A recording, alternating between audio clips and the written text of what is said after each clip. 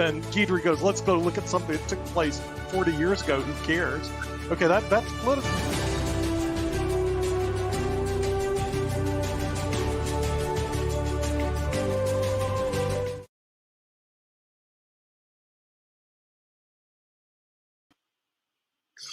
Hello from IBM TV International Broadcast Media.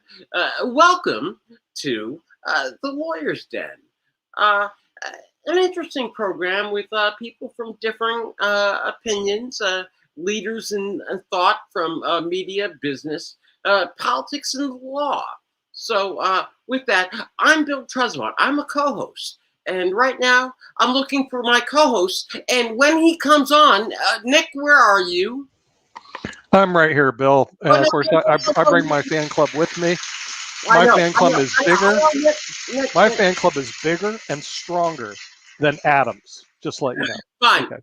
Fine. Nick, I'm going to take a point of personal privilege at this point, if I may, because it occurred to me. I was thinking, and I've been thoughtful. You have been so conscientious about introducing other people, and I don't think that our audience actually knows who you are. So I thought I'd take this moment before you brought on the rest of the panel to do the following in a complete surprise, Nick, if I may. May I? It's your show. You do what you want. I mean, if you want to juggle in front of Fernando, that's fine. It's up to you. No. I'm not worried about Fernando. I'm not worried about him either. I don't think anybody worries about him. So go on. No, I'm not worried about him. Right. Or you could say, I don't care about Fernando, and then you'd have 100% vote. No. I'm not. I do care. Okay. Wow, you have a heart. You're not like the rest of the lawyers on the den. Go on.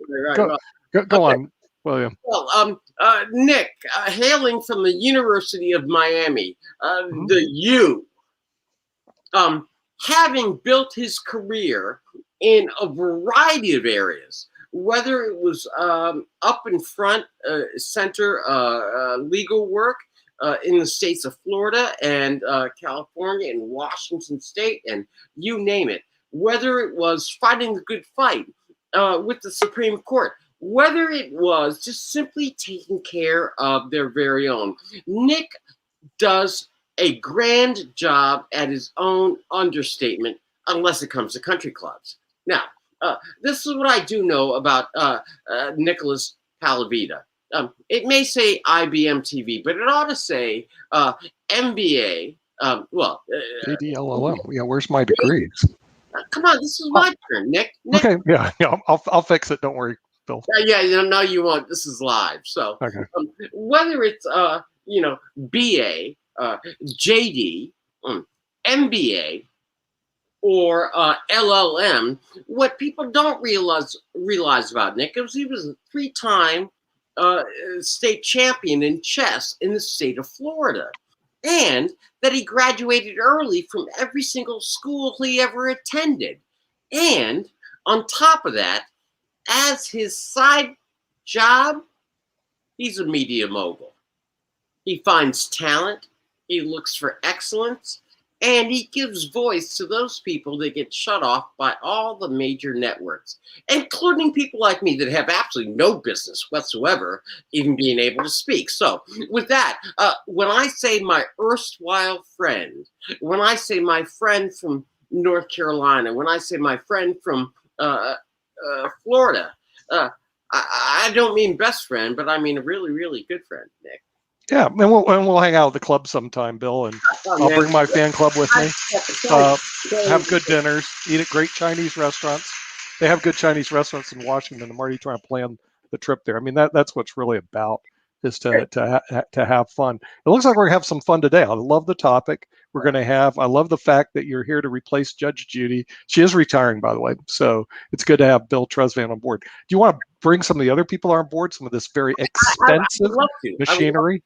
I would love to, Nick, but okay. Right. Do I get to choose, or you get to choose? Well, I just choose them as they go lined up here, so it's kind of easy. But this person is very, very expensive to have. I can tell you that already, because I've had to hire subject matter experts before. When they have a lot of degrees like this guy does, he's expensive. But we have him on the den here, and you can watch him and talk for free. which is kind of amazing. But if you actually go to his class, because he's a professor, some people actually pay to listen to this guy. Can you imagine that? But anyway, he received his undergraduate degree from the University of Southern California, USC. By the way, it's a private school, very expensive. He was probably totally in debt once he graduated. But then he went on to Ohio State University to receive his law degree. Because he's out of state, more debt. We're not going to talk about that.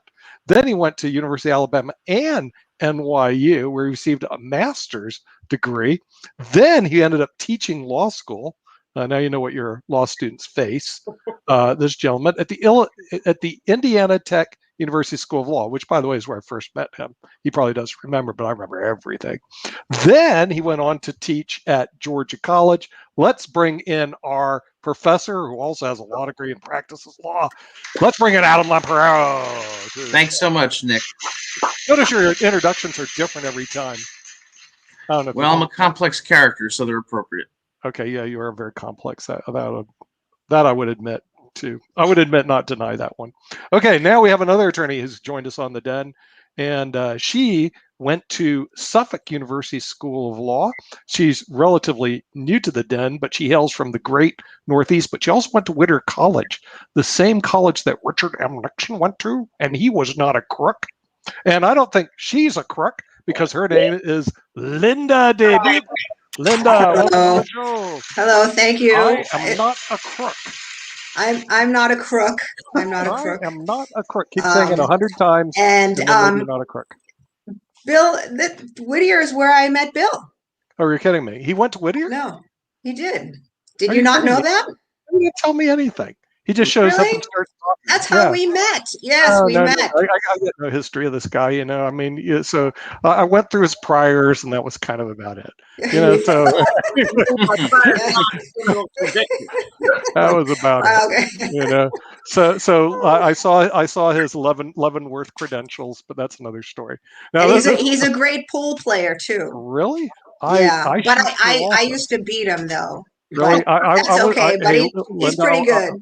I was a games major in college. Seriously, I played everything from pool, table tennis, foosball. I mean, I can just go on and on. So I majored in games, but I actually got a degree. But I had my bachelor's degree when I was 19. Nice. I hated school.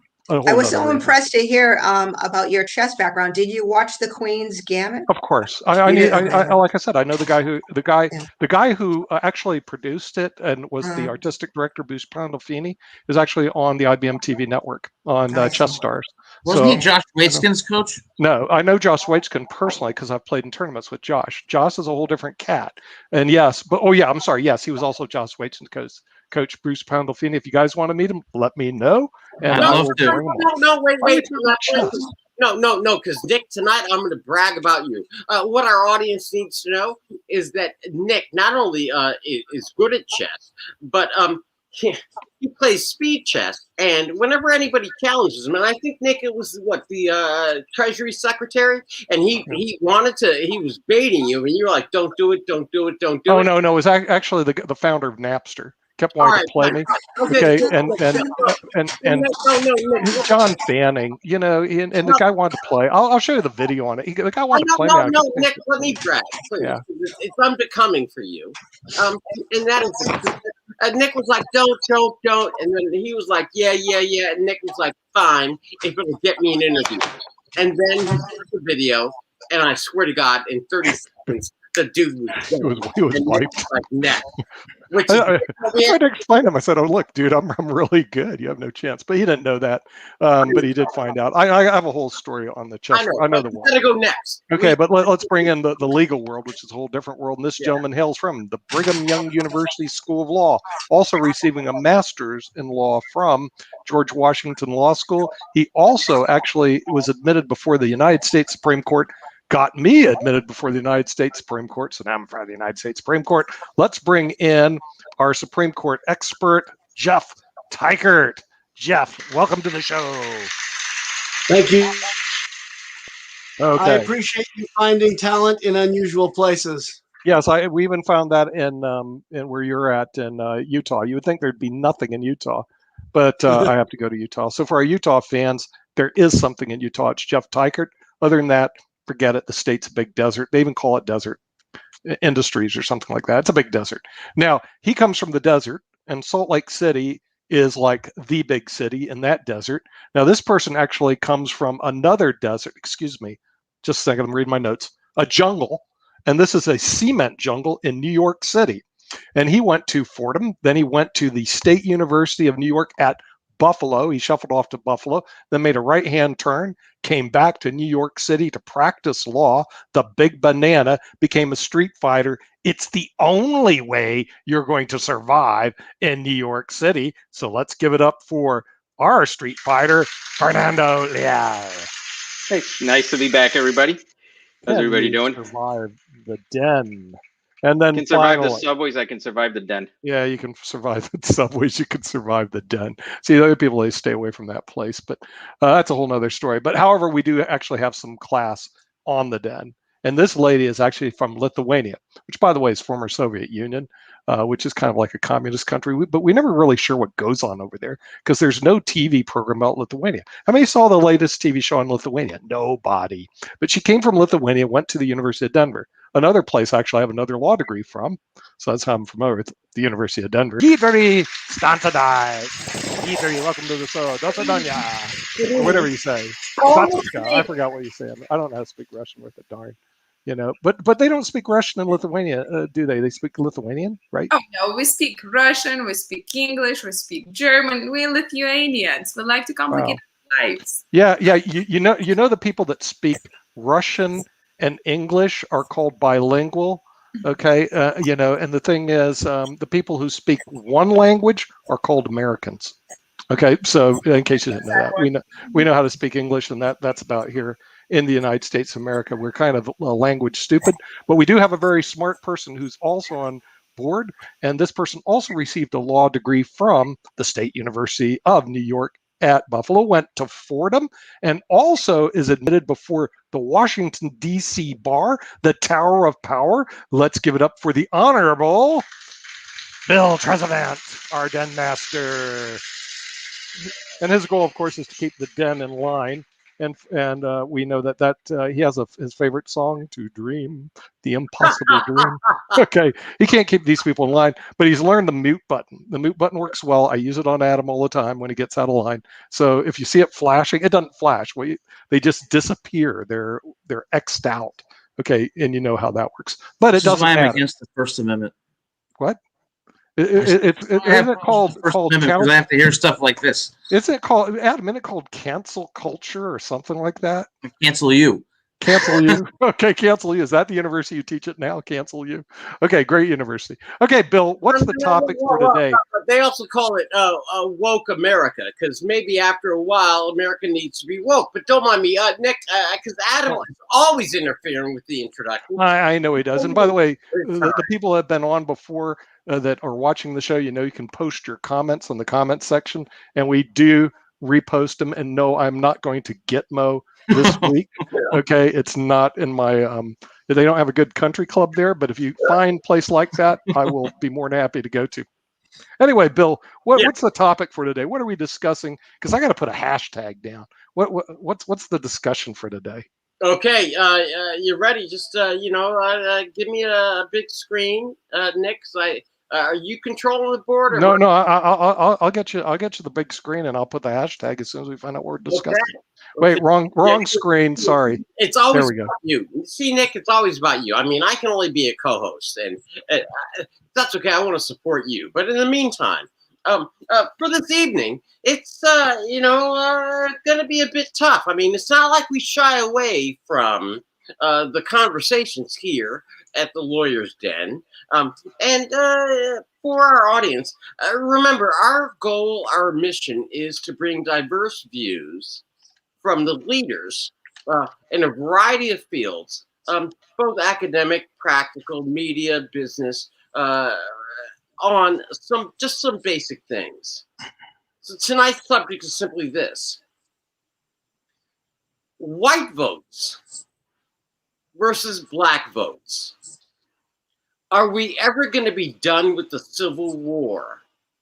Voter suppression, voter rights, election fraud, or election protection? I'm not quite sure what's going on, but what we do know is this, is that there has been a plethora of laws in various states saying that they have to do something about the stolen election. Then there are a number of other votes, including H.R. 1 from the House of Representatives that says we're going to have to restore the Voting Rights Act. And then we have the Supreme Court with whatever it is that they're considering. So I don't know, but I know it gets people mad. And I don't know why it gets them mad, but it just gets them mad. So tonight, we're going to be talking about the various issues in no particular order, but it is election protection, voter fraud, or voter rights, and democratic achievement. So with that, I'm going to go through this, and I'm going to start with Linda. You know, I got to get some Boston on this one. You know, don't mind me. So I'm going to go Linda, Adam, Jeff, Guidry, and Fernando. And then Nick, you know, you're always rolling this out. So Linda, Adam, Jeff, Guidry, Nick, quit screwing around with my board. Linda, Adam, Guidry, Jeff, Fernando. Linda, you're up. What do you got? Okay, so when I think of voting, I'm really one of those people who wants one person, one vote. And say I go to the liquor store and I want to buy a bottle of alcohol or pretty much anything that the liquor store sells. They're going to ask me for an ID. And they're going to look at the ID, and then they're going to look at me, and they're going to make sure that I'm the person in the ID, and then they're going to look at my date of birth. Sometimes they even scan my ID into like their machines, whatever they are at the conveyor belt. So I'm thinking to myself, I need to show ID to buy liquor. I also need to show an ID. Say I want to go to the club and get my boogie on. I need to show ID, and they're going to look at that ID and make sure that I am who I am before I enter the club. So what I don't understand is, why is it that I need a license or some sort of ID, state issued ID, to go to the liquor store or to go to the club to get my boogie on, but I don't need that ID to show who I am when I go to vote? That bothers me a lot. Okay. All right. Adam, a license for liquor, a license for boogie, but no license to vote. Adam, your thoughts? There is no attempt to suppress the black vote. It's absolutely ridiculous. It's nonsense, and it makes no sense. H.R. 1, which passed today, is a national disgrace. Number one, the Democrats, or the demagogues, I'm sorry, want to establish a national unified voting standard, thereby depriving each state of its constitutional authority to enact laws governing their own elections during a presidential election. Number two, they want to overturn revised campaign finance laws, which I would have been for after Austin versus Michigan Chamber of Commerce, but it's going to be hard to do that in light of Citizens United and McCutcheon. They also want to outlaw partisan redistricting by putting together an independent commission that's about as independent as Ken Starr was during the Clinton investigation. It's a lot of nonsense, but not nearly as bad as the COVID-19 relief bill, which has so much nonsense in it and so much pork that it makes Washington even more bloated than it already is. It's a disgrace. Our politics is a disgrace. Right. We need law from the people. All right. We're always for the people.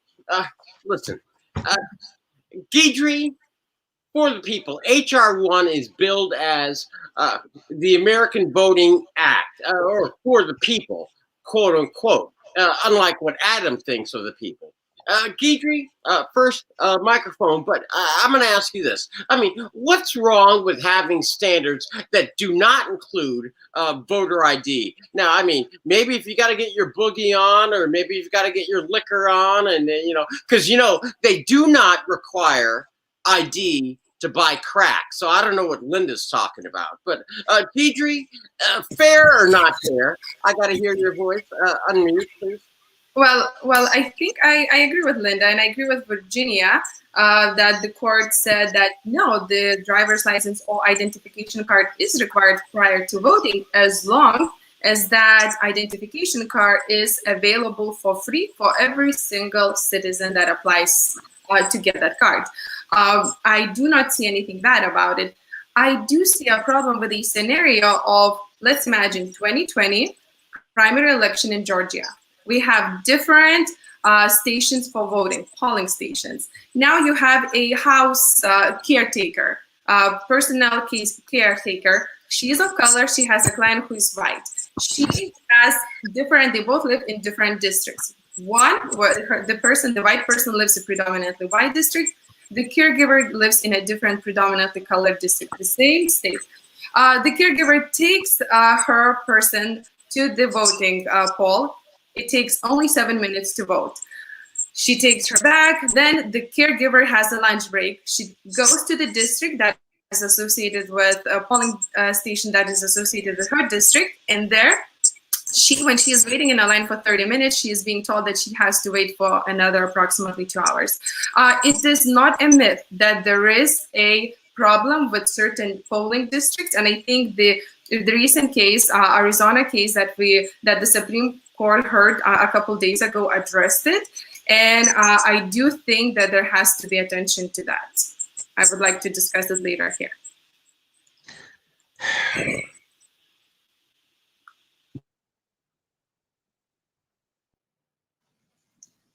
Jeff, please. Yes. All right. I missed my own instructions. I apologize, Jeff. Please. All right. Well, a couple of things. In terms of legal analysis, I agree with Adam that I don't think the Constitution authorizes the federal government to make rules for the states regarding how their elections are certified and how they come up with the number of electoral votes in presidential elections that are allocated to a particular candidate. That has always historically been a matter of state law. I think under the 10th Amendment, certainly we have a good argument for that. Now, some may argue that the Constitution does require the federal government to give each state to guarantee to each state a Republican form of government. And I'm sure that Congress would vociferously argue that that's what they're doing. The Supreme Court has typically interpreted that provision as being delegated to Congress. So I don't know that they would take up a case on it, but that would present an interesting legal argument. Final thought to throw out there. I think nothing is going to work until we get rid of software called fraction magic. Google it. It casts doubt on every election in every state that has that software installed on the voting machines. I think it ought to be wiped out and never used again. So, okay. All right. Fernando, and then I'm coming to you, Nick. And remember, we're still in the opening stuff, and I can't even get to moving this stuff around. Fernando, I need in, out, and then Nick, I need in, out, so I can then start to manage this den. Fernando. Yeah, no, I have unmuted.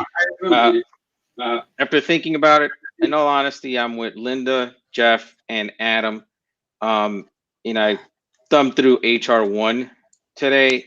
I'm a federalist. I believe in the federal government, but in all honesty, that's nothing more than a power grab by the Democrats, who have been changing election laws since Trump won because they were all annoyed.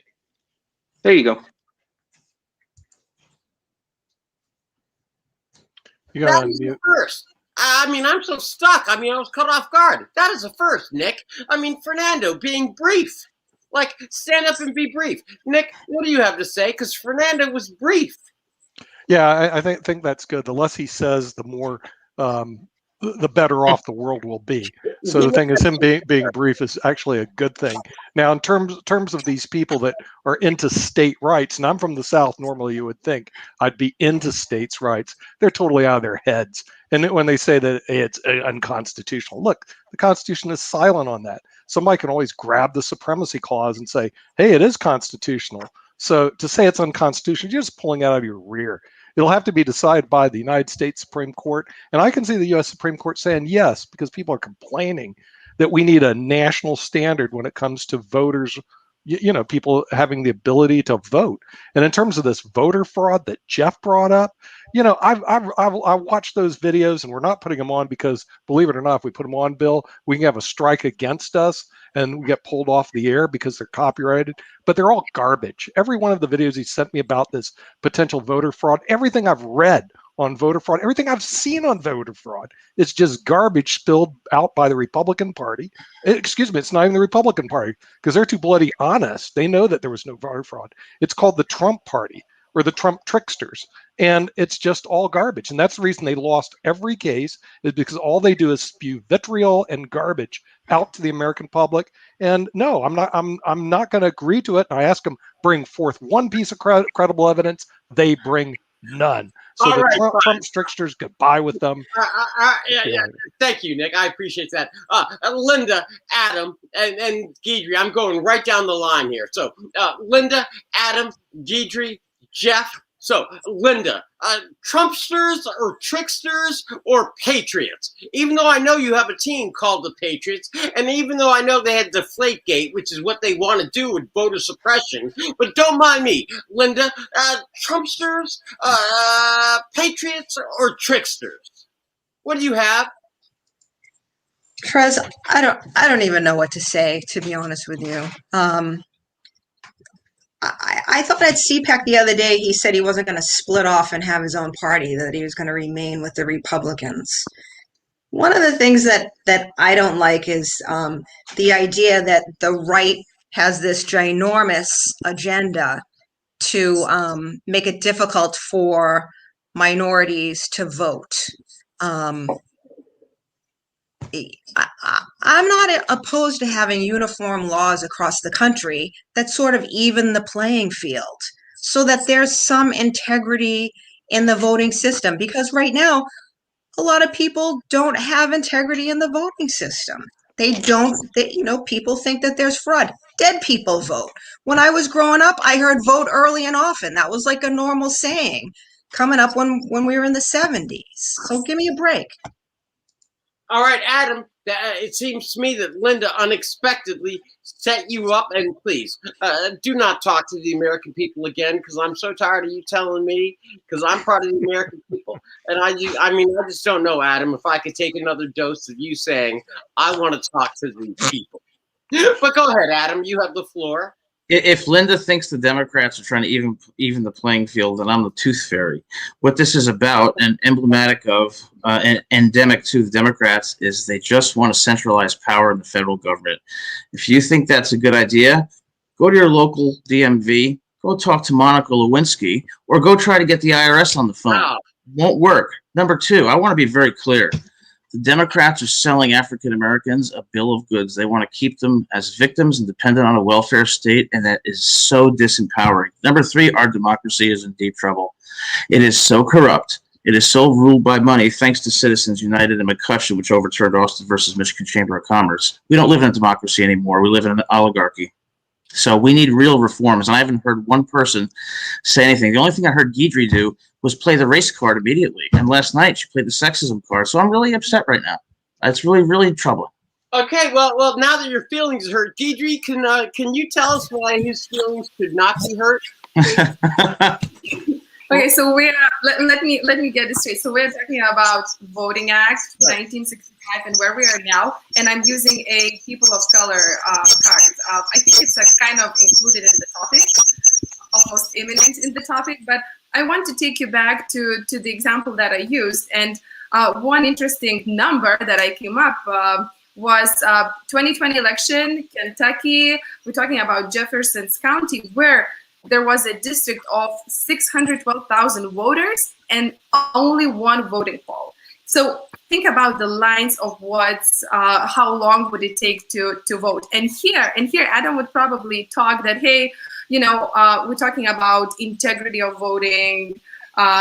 States have the right, they have the background experience. We don't need equalize the playing field by having something within the federal government. But I would say that actually you have to take voting like this. It's far beyond the inconvenient voting. It is actually burdensome voting. And my problem is right now with the case that we're having in Supreme Court against brought by the state of Arizona on two primary subjects. First is If you vote in a wrong precinct, your vote doesn't count.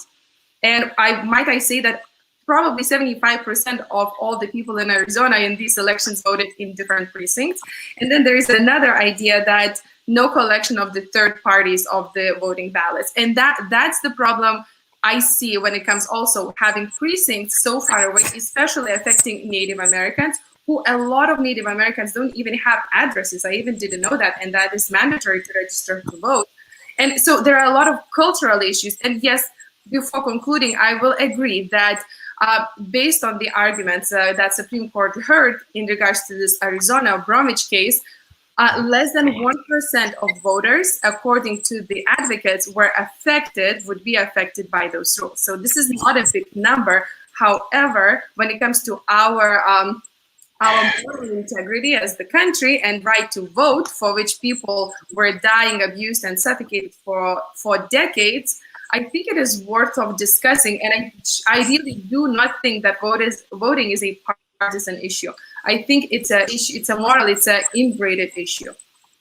Okay, well, Guidry, you're absolutely right, except for one point. It's not decades. It's been 400 years for some people of us that will claim our color. But now, I'm going to turn this question to you, Jeff and Fernando, and it's going to be the same question. And look, I understand what Arizona is trying to do at the Supreme Court.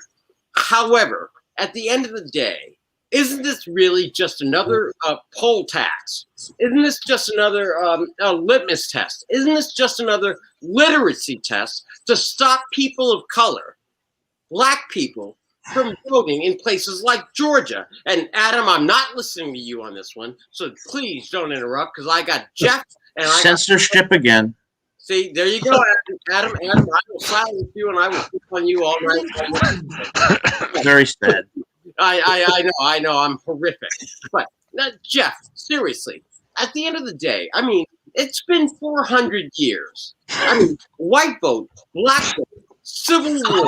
I mean, when are we going to be done with this? I mean, how many jelly beans do I have to count in South Carolina in order for me to vote? I mean, how many times do I have to count in order to get this? I mean, how many letters do I have to spell before I can finally vote without them messing with me?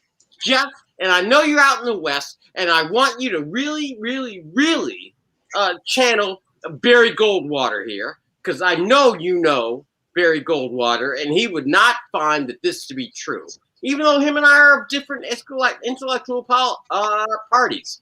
Jeff? Well, old Barry was all about personal responsibility. By the way, Guidry just got sent to Gitmo by one of our viewers, and I have to say, there she did it again. And I have to say that every time I think I'm about to agree with Guidry, she just goes too far, and I can't. I honestly don't think it's too much to ask when somebody comes to vote to have to prove who they are, and not to vote twice.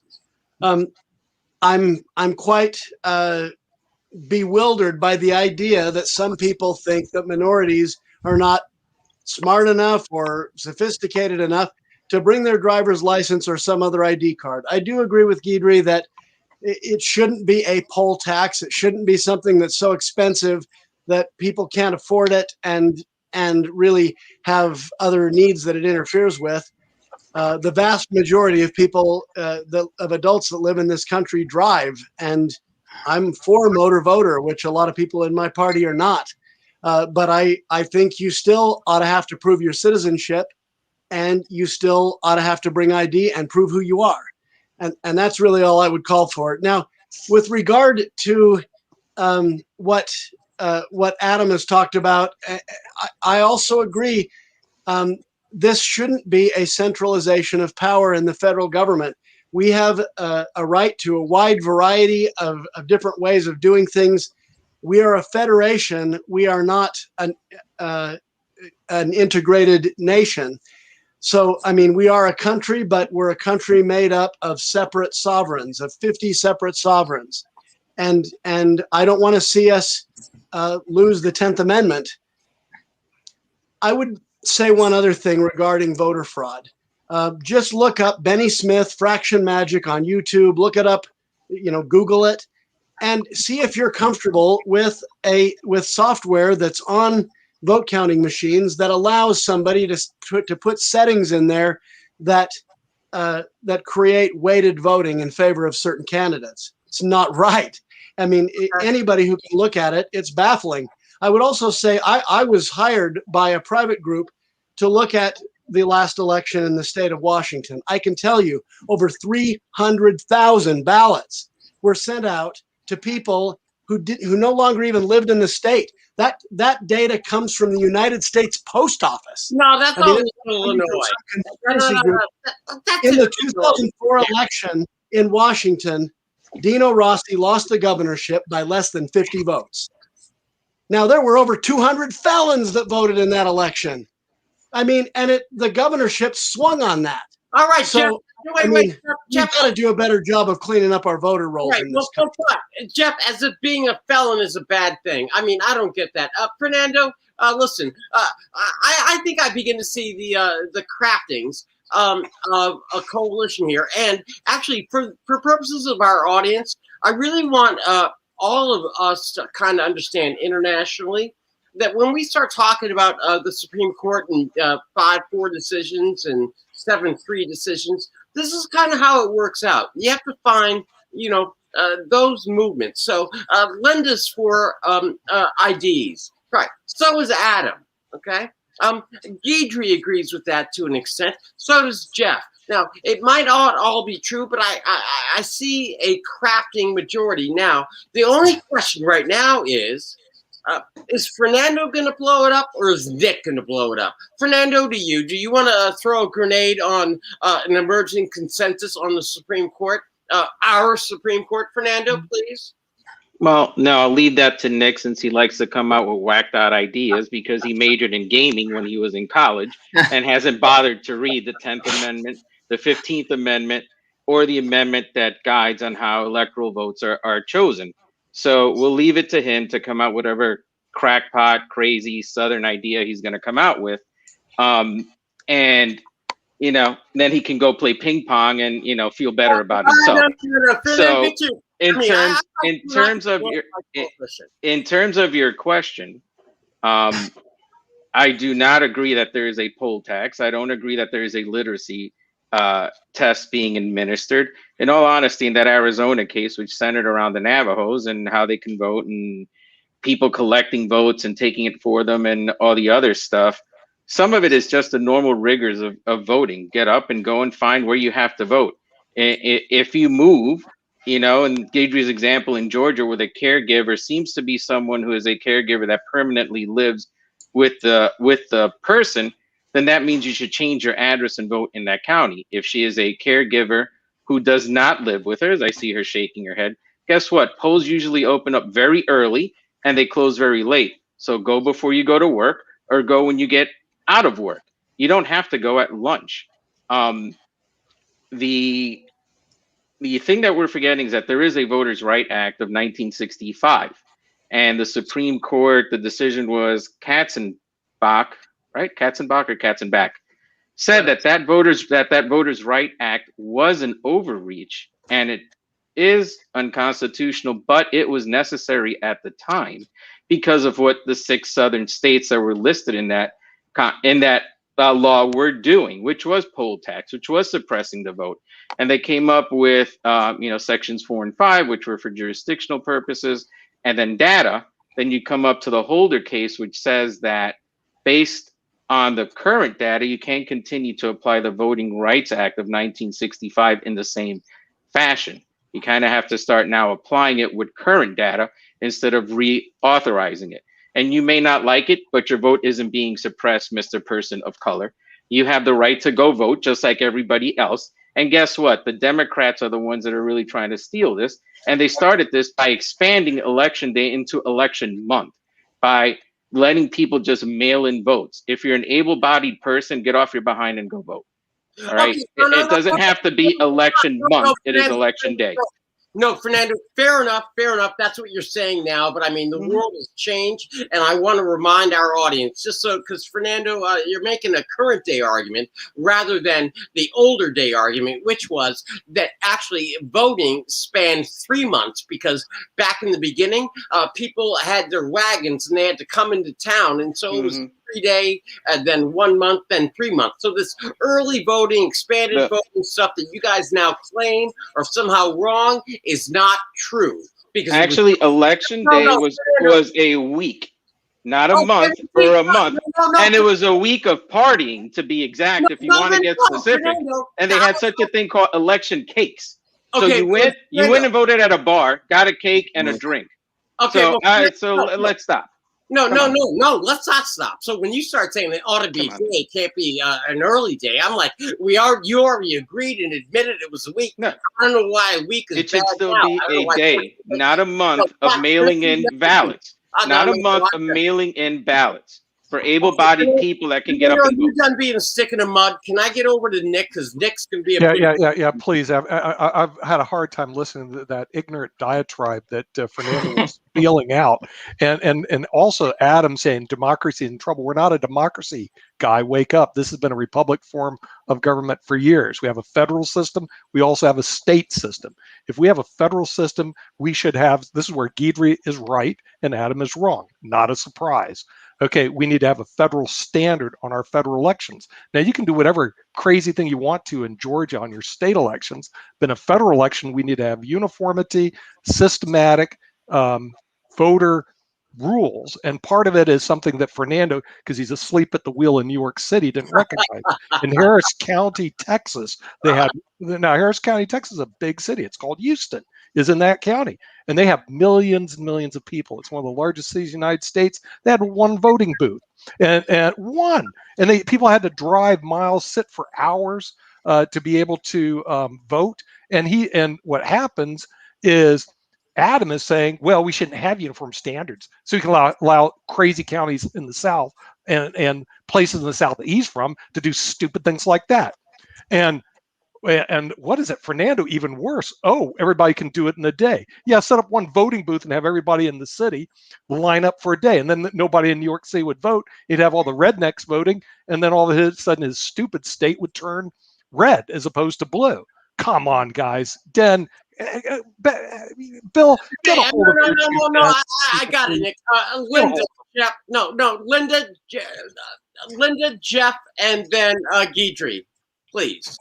So, I've been listening to everything that people have said, and I have so many ideas, and I'm like, what story do I share first or next or whatever? But I think Guidry had it right with the Arizona example. However, Arizona, that's like an Arizona problem. Nobody cares about Arizona's problem. Like people out in the wilderness, like I was reading an article and they said, voting after church, souls to the polls. And I thought, what a great idea. And I know where I am, the city where I work, they were open for a week before the polls, and there were lines all day long. Now, I don't like standing in line. I won't do it. I'm not going to stand in line to go to the grocery store, because then it reminds me of those books I read about Russia when I was in college, where they would just get in line for anything and they didn't know what it was. But the IRS, has anyone ever tried to call the IRS? We had a problem with the IRS. Impossible to get in touch with them. Okay. Municipal workers, this whole software thing about these voting machines, I've been around municipal workers for decades, okay? And when there's a default button that's checked off or not checked off, they don't know about it. So I'm really, really wary of these machines. And the last time I voted in person, now full disclosure, I voted by mail and I thought it was pretty convenient this last time. But I'm gonna go stand in line next time. What I didn't like was that they were still counting votes like for weeks after the election. Unacceptable. Everyone needs to be finished on voting day and know the results overnight, like what we're expecting in this country, not a week later. But I had some other ideas, and I think I just lost them. No, that's okay, because I'm sure Jeff's going to help. No, Jeff. One other thing. they got these new machines, right? And so I'm used to, you go in there, the census. Let me tell you about this. I had a roommate and I keep on filling out the census for my city and I say, gone, crossing it off, census comes back the next year. I'm like, how many times do I have to tell this city that this person doesn't live here anymore? Okay. So finally they're off the census this year. The person's not on the census. Okay.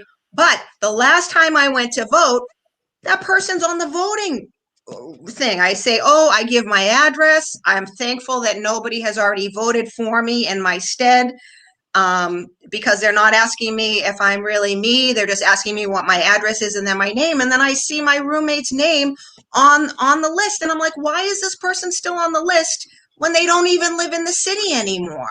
So that's an opportunity for them. No, it's wrong. Come on. Because they're probably a Democrat and they're going to People vote. who work for government, who held the line for a politician, and now they got a job, and you're expecting them to uphold something that's very, very important in this country, like voting for who's going to run the show, who's going to spend the tax dollars. I see so much tax dollar waste, it makes me sick. Linda, I so get that. Right now, what I need from Jeff is the following. Okay. Jeff, and I stood in line for 25 minutes to cast my ballot after I voted. I've never stood in line. I would always just spend 25 minutes in line just to put my card in the machine. I got it. Jeff, you know what I need from you? Because it sounds to me like Linda is bringing up the one issue that I know that you're a subject matter expert on. And what I need you to do, Jeff, is I need you to kind of explain it and get your point across in like the next 3 minutes about fraction magic so that our audience will do that, please, Jeff. Wait. Without causing people to jump out of their windows, please. Fraction magic is vote counting software, and it was originally created, I believe, to allow cities and municipalities and states that collect property tax and things like that to do weighted voting, where you give certain people a higher number of votes than others based on how much property they had or something like that. The fact is, it can be set and used to monkey with vote tallies in a general election. And there is some evidence that it has been used at times to do just that. Now, I'm not going out and saying that they did that in Washington or didn't do it. We never got a close enough look at it. They resisted every attempt at an audit of the election. And so, we can't really find out. But I can also tell you this. The state of Washington was hacked. The Secretary of State's databases were hacked. Voter rolls were hacked by some entity in Nigeria. And this is not a secret. This is not a conspiracy. It was on Kiro 5 News. And the story was broken despite a gag order from the governor, Jay Inslee, telling state employees nobody was to let this out. Now, I would think that when you had something like that going on, I don't know if they monkeyed with voter rolls or anything else to do with the election or not. I would think they would want an audit just to be really transparent. They didn't. They wanted the lid kept on it. They didn't want anybody to know it had happened. And then after it was over, they sure didn't want it audited. I think something ought to happen. No. I got it, Jeff. I mean, I simply want to ask you this one thing. I mean, why does it have to be Nigerians? Because I mean, all I ever heard was that it was the Chinese and the Russians, which are white people. Why does it always got to be black people screwing up with things? Why can't white people just blame white people for screwing up white people? I didn't make up the story. It was on Kiro 5 News. No, I'm just trying to say, I mean, black people can't be dumb and slaves and at the same time screwing up elections in highly sophisticated ways. I mean, America can't have it both ways. I'm just making a point. But don't mind me, Jeff. If you want it to be Nigerians, it'll be Nigerians. But I'm saying all the evidence are that white people are messed up. Now, Deidre, you're from Russia, Lithuania, and a satellite or whatever. I mean, do you have Nigerians over there in Russia messing with American elections? Right now, we all have these white Russians, and I've never heard of a Nigerian messing with the elections. But Jeff, I want you to know I so love you I really do. But I can't have you blaming black people while white people are doing the crime. Oh, Deidre? Well, to the blame on black people, I will add Latin people. We remember Venezuelans were blamed by Giuliani, saying that the election was fraud by the Dominion systems, the vote calculating machine. But not the point. I will agree to Linda. That's true. In Lithuania, we have a lot of lines, or used to have a lot of lines. And if you see a line, that means something good is happening. I will never forget when with my mom, we were standing like 6-7 hours with a trash bag to buy full bag of bananas. And I remember eating bananas for whole months. I swear. But that's how we lived. Right now, it's not the reality. In Cuba, however, it is a reality now still.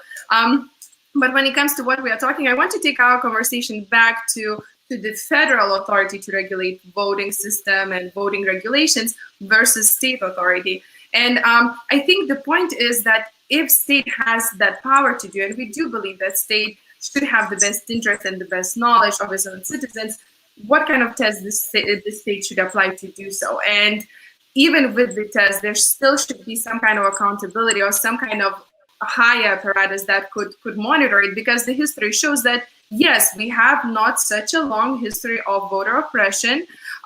You remember 2013, the Supreme Court in a Shelby County case closed the Section 5 of the Voting Act. Who doesn't know what Section 5 is?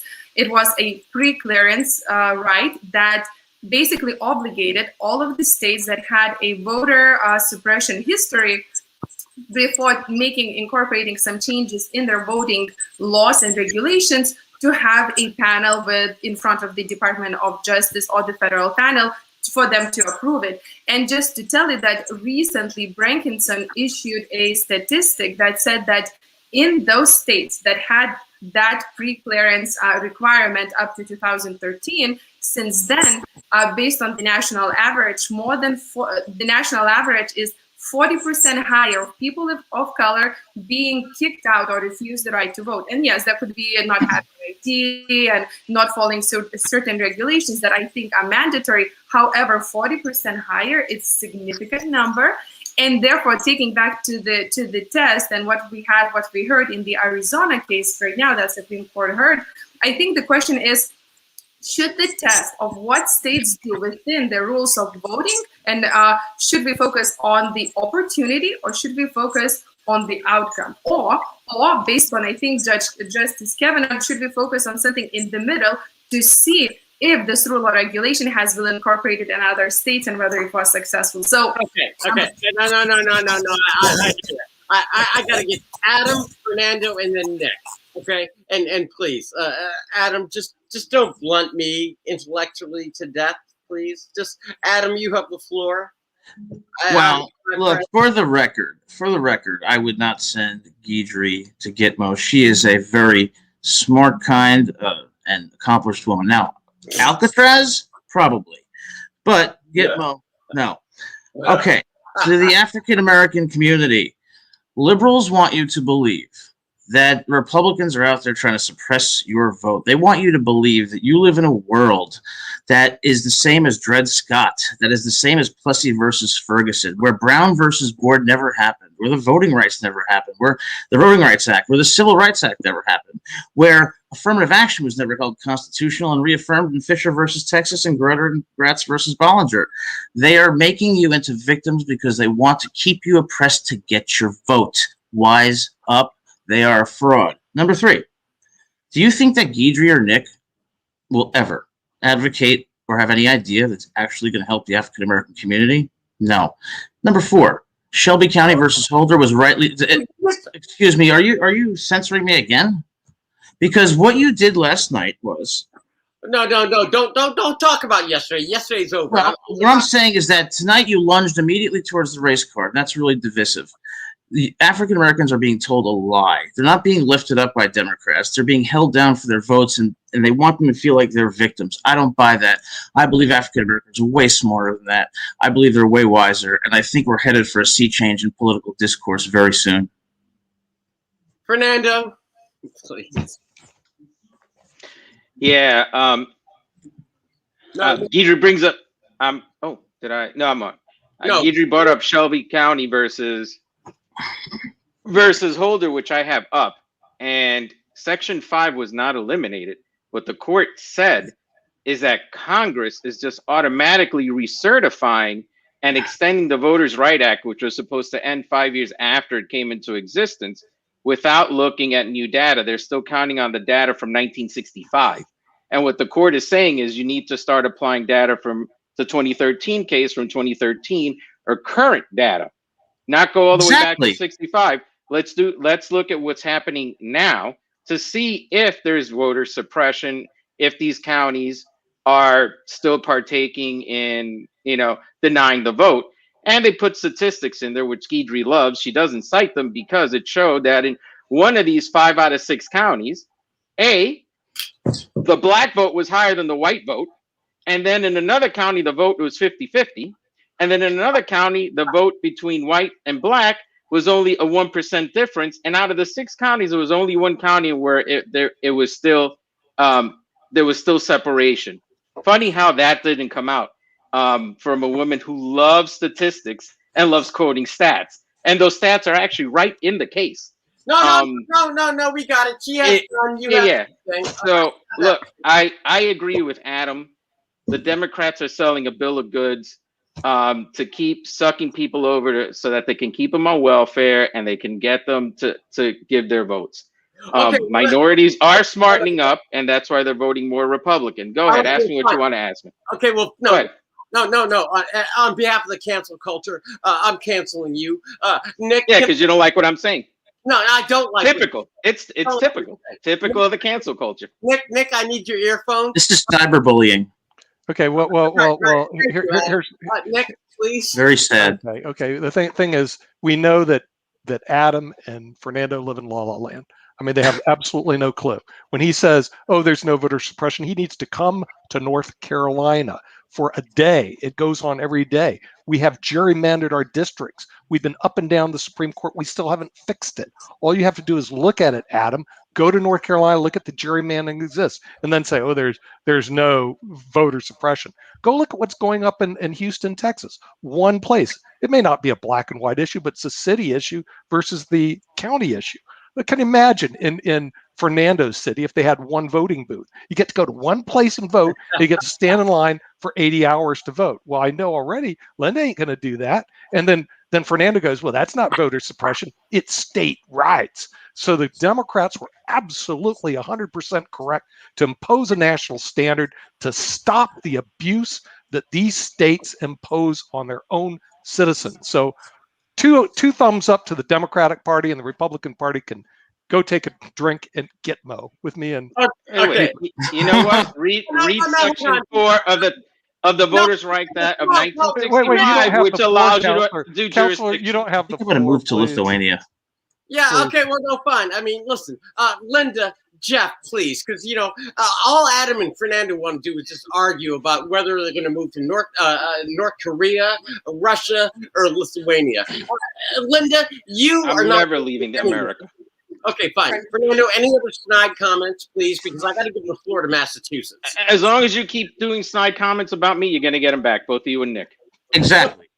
Okay, Linda, please, because right now Fernando and I are just being children. I'm not going to wait in line for any amount of time for any reason, except for like buying groceries and 2 carriages in front of me. That's enough. If it's more than that, I might just leave the groceries and walk out of the store. I'm not going to wait in line to vote. I'm not. How elitist. No, stop. Jeff, you're next, please. Jeff. Well, on one hand, I am tempted by the argument that we should turn the voting system over to the federal government because I see such corruption and problems at the state level. I'm not persuaded by it, but I really think we need to address this locally and at the state level. This is personal to me. I ran for office myself in 2006 in a 4-county race, and I lost. But I remember campaigning and going out to county fairs, 4 county fairs, 8 parades one summer that my kids were in with me. And I met such good people. I mean, good people of every political persuasion, really, but people would come up to me and shake my hand and say, "We're praying for you. We need you." And they'd hand my campaign manager a $20 check or something. Mm-hmm. And, I hate to think that their vote gets canceled out by somebody who gets to vote twice, by 300,000 ballots being sent out to people that don't even live in the state anymore. And I could go on and on. It's death by 1,000 cuts. But we don't have a Republican form of government if we don't have accurate vote counts and if people are not allowed to vote. So whether you're black, white, Latino, I don't care. You should be able to vote. You should take responsibility for voting accurately, and your vote should be counted. And I think we need a major audit of the voting systems in various states that have had these problems. Now, why don't I believe in a federal system? Well, is it easier to corrupt one system or 50 systems? If we have one corrupt system, a president can be put into office by that one corrupt system that somebody hacks or that we have issues with. I want 50 different systems administered by 50 different sovereigns, and hopefully there's less corruption that could go into electing a president. Imagine, though, the corruption that was discovered in Florida back in 2000. Imagine if we had that kind of corruption in a national system in a year where the presidential election is really close like that. Okay. It's not worth it. I believe in the 10th Amendment. I believe we need the individual sovereigns in 50 states to maintain their sovereignty over elections and certifying the results and deciding who a particular state wants to give their votes to for president. Okay. All right. I get that part. And listen, because I'm really up against the wall here. Because I'm really trying Nick's patience because he's the man of the clock. But I will offer this.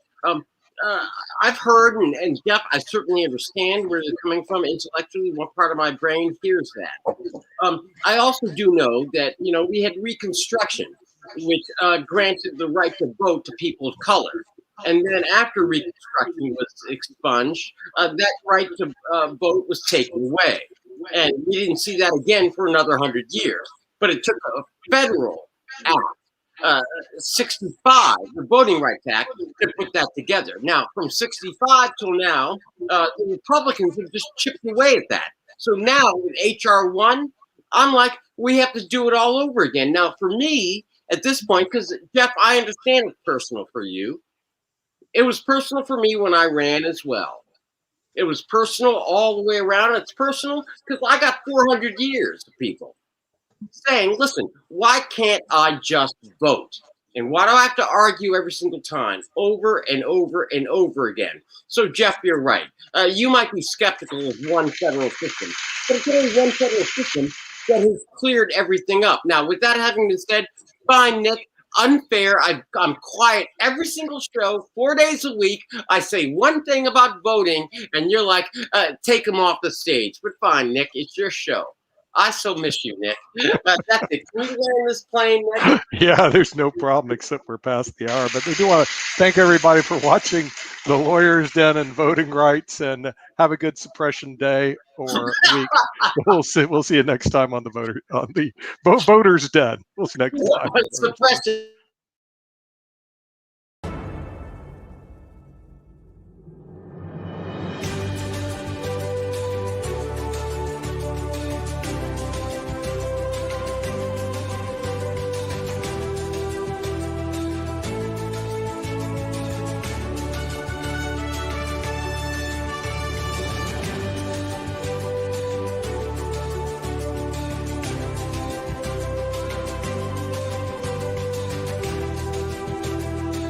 And Keidre goes, let's go look at something that took place 40 years ago. Who cares? Okay, that's political.